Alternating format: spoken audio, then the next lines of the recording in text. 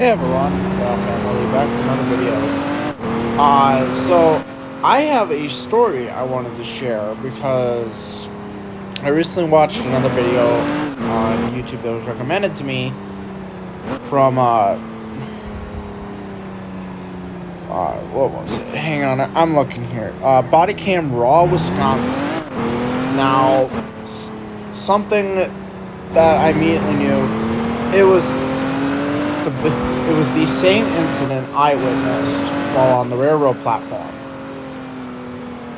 If you guys don't know what I'm talking about, I have a video that I actually filmed while the Borealis Amtrak was pulling in. There was an incident on the Amtrak platform with law enforcement. Now, I noticed they got a couple of things wrong, but that's neither here nor there. But I wanted to tell you about this day because not a lot of people know the context behind it. So, that day started pretty early in the morning. I had an appointment that I had to go to, and when I got back, I had unwittingly wandered into the middle of a police standoff near my apartment building. Now, knowing where I was not supposed to be in that location, so the officers were kind enough to direct me into the correct location, so I'm able to get to my apartment safely. Now, that whole thing got handled pretty quickly with the blast of a taser. I figured I had enough chaos at my place, so I figured I might as well go biking down near what we call the Lacrosse Center. It's a giant arena thing for sports and events. Well, while I'm biking, because I was heading down to Riverside, I had to pass by that location. And little did I know, a bomb threat had gotten called to that location. And I just ended up being in the middle of another major police response. So, chaos ensued. I decided to just say, enough's enough. I'm going to be trying to find a peaceful resolution to my day. And I figured rail fanning would be the best way to go.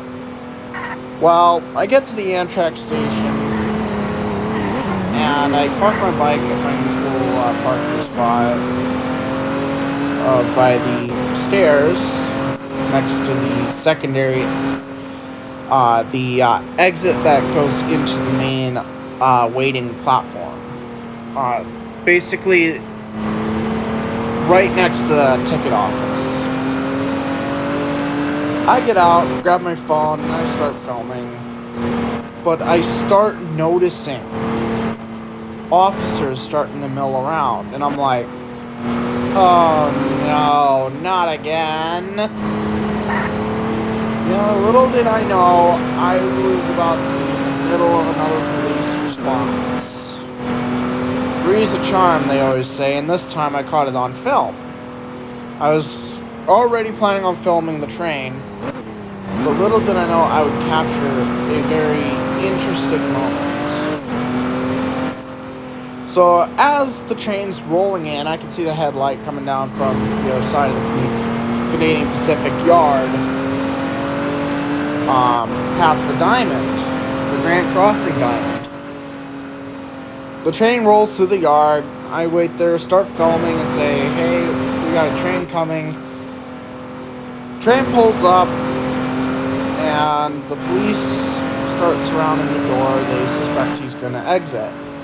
Well, he comes down the stairs of the coach, and the police go to put their hand on his shoulder, and he starts booking it down the platform. quite literally was astonished, and I even knew where I was originally going to start filming was not a good idea, because I knew that was likely where he was going to book it. So I watch him book it down the platform, and all of a sudden a passenger throws his luggage to trip him up. He dives onto the pavement. The cops pretty much absolutely dogpile him. Try to get him under control. And at that point, the Amtrak has finished unloading and loading his passengers and begins to depart.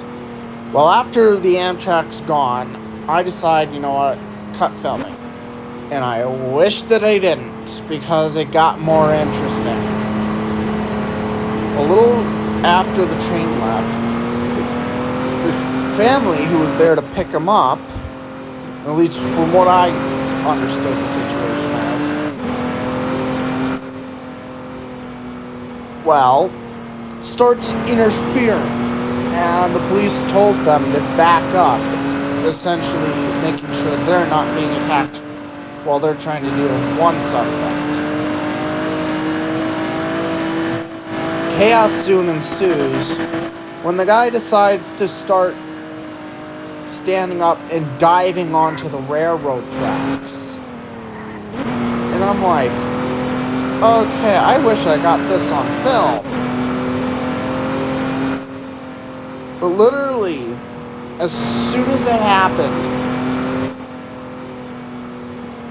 I had to do a double take because I could not for the life of me figure out how he managed to do that while there was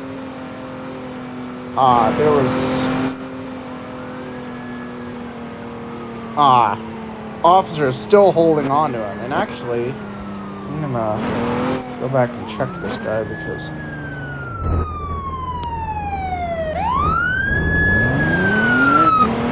okay, not shift supervisor.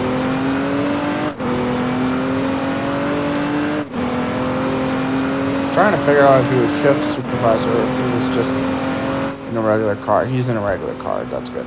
Anyways, back to my story. No one cares.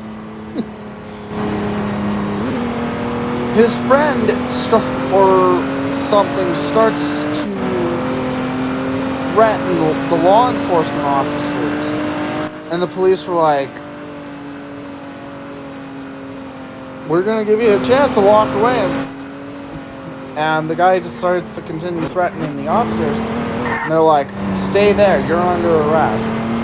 He backs up, runs to his car, and takes off nearly smoking Quint 10 and the Tri-State ambulance that had just showed up for the first suspect. Almost rams into them on his way out. The police didn't even bother chasing him because they already knew who he was. So they just decided to put out a warrant for it. So the whole thing went down in a matter of, well, I'd say 20 minutes. And in the meantime, I'm getting ready to pack up because I don't want no part of this. But eventually, things got handled. I safely back to my home, and I'm uploading the video trying to figure out what I just witnessed. So there's my story about how I witnessed a suspect trying to run from the law after exiting the Amtrak, and how I came to be in that exact predicament, and why I was so done with recording the second the train left. I didn't even bother waiting for the Empire Building. That's how done I was. So, yeah, I thought I'd tell you guys about this because I just found it interesting that finally some of the body cam videos started showing up on my recommended. So, thought I'd give you guys a little insight.